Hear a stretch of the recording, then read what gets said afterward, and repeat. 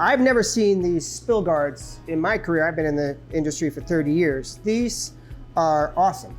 What is amazing about these is that you have a spill on the floor, or you have some area where there's excess moisture, you put this down on the floor.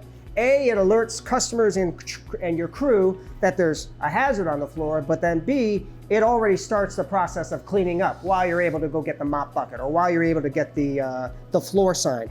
However, we had an issue with this pipe where it was leaking, and I keep scales and equipment down here, and the water was getting everywhere, and I'm like, where is this water coming from? Well, we saw the leak. Well, what I was able to do is I took this pad, put it right underneath here until the plumber was able to get here. We were able to still continue our shift, still continue our prep, and I was able to manage this water quite effectively. So, meant for spills on the floor, but there's a lot of different versatile uses for it.